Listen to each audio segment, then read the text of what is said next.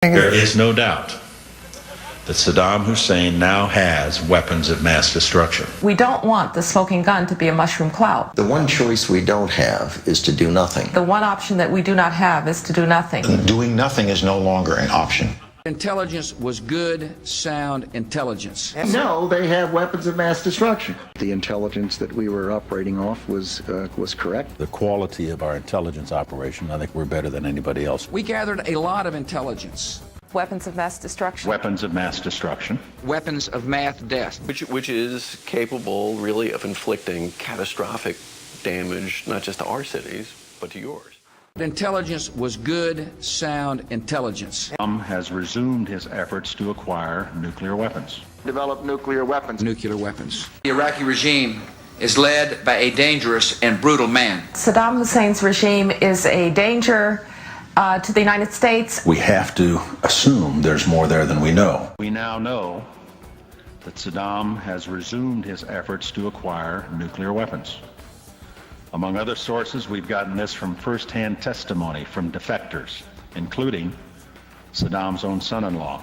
Intelligence was good, sound intelligence. Delay in decision and inaction could lead to a massive and sudden horror. It simply makes no sense to wait any longer. Take action before it's too late. We will not wait. As President Bush has said, time is not on our side. Someone is waiting for a so-called smoking gun, it's certain that we will have waited too long. We don't want the smoking gun to be a mushroom cloud. We cannot wait for the final proof. The smoking gun that could come in the form of a mushroom cloud. Intelligence was good, sound intelligence. Saddam Hussein has not accounted for the remaining 29,984 of these prohibited munitions. From 3 Iraqi defectors, we know that Iraq in the late 1990s had several mobile biological weapons labs. He hasn't accounted for that material.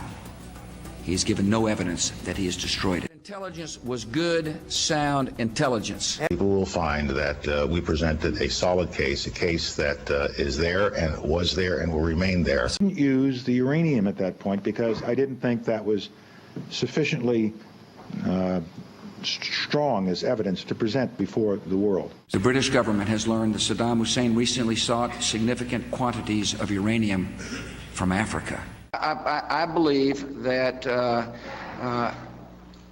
we will find the truth, and the truth is he was developing a program for weapons of mass destruction.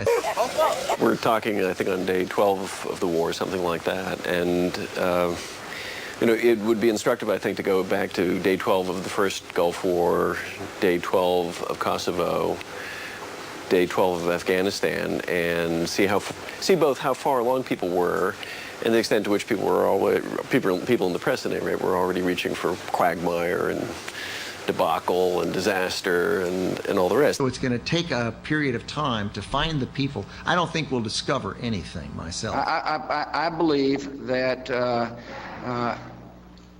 we will find the truth, and the truth is he was developing a program for weapons of mass destruction. I think what will happen is we'll discover people who will tell us where to go find it. You're not going to find it simply in a house-to-house search. You're going to find it when people start to talk to you. It is not like a treasure hunt where you just run around looking everywhere hoping you find something. I just don't think that's going to happen. The inspectors didn't find anything, and I doubt that we will. Our people are going to find out the truth, and the truth will say that this intelligence is good intelligence, no doubt in my mind. What we will do is find the people who will tell us. There are a lot of people who lie and get away with it, and that's just a fact. Is U.S. credibility on the line over weapons of mass destruction in Iraq? I'm not exactly sure what that means. What we have done is we have taken estimates looking at different variables and said, if this were the case on this variable and then on this variable, but there's so many variables that the numbers of possible point answers create a range that simply isn't useful. There are a lot of people who lie and get away with numbers. We're dealing with a country that can really finance its own reconstruction and relatively soon. So the money's going to come from Iraqi oil revenue, as everyone has said. They think it's going to be something like $2 billion this year. They think it might be something like 15, 12. Next year, they think it might be something like 18 to 20 plus. The next 19. The next year. I will soon submit to Congress a request for $87 billion. Why did the administration so dramatically underestimate the cost of this war? We did not have perfect foresight into what we were going to find in Iraq. Lie and get away with it.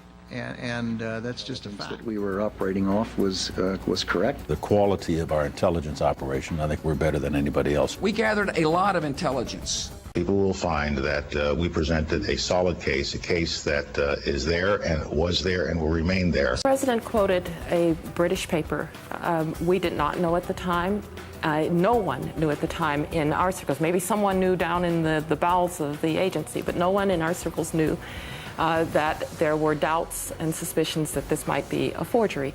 Of course, it was information that was mistaken.